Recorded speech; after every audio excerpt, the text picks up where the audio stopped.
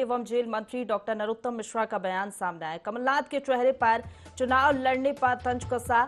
अब तो उनके नेता राहुल गांधी से सवाल किया है तो उन्होंने ही टाल दिया। अब बचा क्या? सारे नेताओं ने कमलनाथ को नकार दिया है। जिन नेताओं को कमलनाथ ने नहीं बुलाया था उनको भी जूम ऐप से जोड़ा गया। उन्होंने भी कमलनाथ के खिलाफ मोर्चा खोल दिया है। कमलनाथ अपने आप को कोई भी फेस बताते रहे। उनके नेताओं ने स्पष्ट कर दिया है कमलनाथ अब फेस नहीं है। कमलनाथ के नाम पर ही कोई सहमत नहीं है। ओवैसी के बयान पर भी उन्होंने बयान दिया। उन्होंने कहा कि ओवैसी से पूछना चाहता हूं, जब चाकू से गोद दिया, ये लव है या जिहाद है? तब टुकड़े टुकड़े गैंग के एक भी व्यक्ति ने दुख नहीं जताया।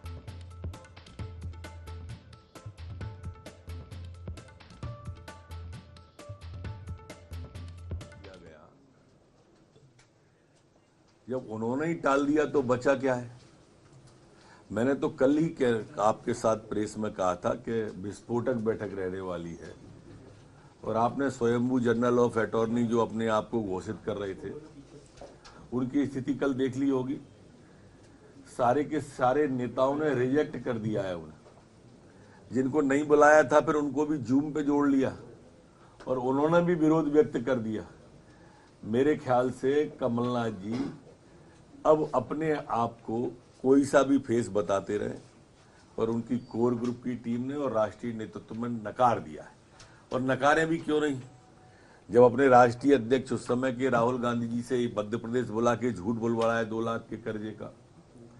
उन्होंने जब आइटम कहा और राहुल गांधी जी ने माफी मांगने को कहा, नहीं मांगा, तो इसलिए राहुल गांधी जी ने स्पष्ट संकेत दे दिया है कि ये फेस नहीं होंगे।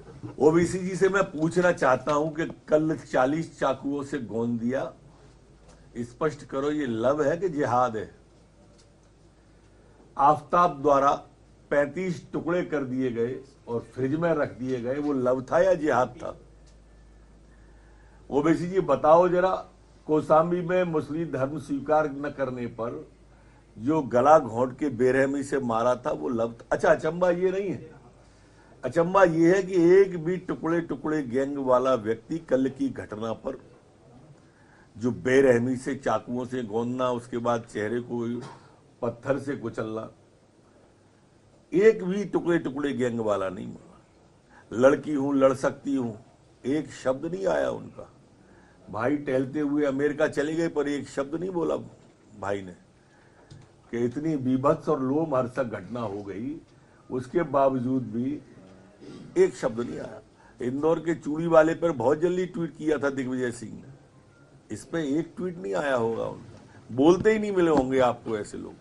ये भी देश चेहरा इन लोगों के भी पहचान रहा है और देख रहा है कि किस तरह से तुष्टीकरण की राजनीति करके देश को कहां धकेल रहे हैं ये लोग। सुंदरकांड का पाठ करें, अच्छी बात है, कोई बुरी बात नहीं है, धार्मिक आयोजन है, पर ये जरूर बताएं सुंदरकांड के पाठ के पहले कि उनके नेता राहुल गांधी जी ने जो बयान दिया था कि मंदिरों में लोग महिलाओं को छेड़ने जाते हैं, वो उससे सहमत हैं या असहमत हैं। उनको ये बताना चाहिए कि भगवा को आतंकवाद कहने वाले आप उस बयान से कांग्रेस के लोग सहमत हो कि नहीं सहमत हो। हिंदू और हिंदुत्व को अलग बताने वाले कांग्रेस के नेता राहुल गांधी जी के बयान से वो सहमत है कि नहीं है। ये धार्मिक आयोजन की जो दुकानें खोलते हो आप चुनाव के वक्त आके, और चुनाव पर जैसे आपको ये धर्म याद आने लगता है, ये आपकी तुष्टीकरण की राजनीति कांग्रेस के बंधुओं पूरा देश देख रहा है। अब मुगालता नहीं होने वाला, ये मध्य प्रदेश है। देखिए एनआईए उसका इन्वेस्टिगेशन कर रही है, एफआईआर भी एनआईए ने रजिस्टर्ड की है, इसलिए ज्यादा उसमें कुछ बोलना ठीक नहीं मानता मैं। लेकिन एक बात कहता हूं, एनआईए से अगर कोई भी पुट आएगा तो मध्य प्रदेश ने तहस नहस कर दिया है, चाहे वो एचयूटी हो, चाहे आईएस हो, चाहे हमारा पीएफआई का मामला हो, चाहे उसके पूर्व में दूर चले जाएं तो सिमी से लेके यहां तक सारे के सारे नेटवर्क ध्वस्त कर दिए, और इनमें किसी को भी मध्य प्रदेश में गुंजाइश नहीं दी जाएगी। उन्हीं के नाम पे लोग एकजुट नहीं है तो उनका कहना कौन मानेगा। उनका थाने में आवेदन आया है, ये सही है,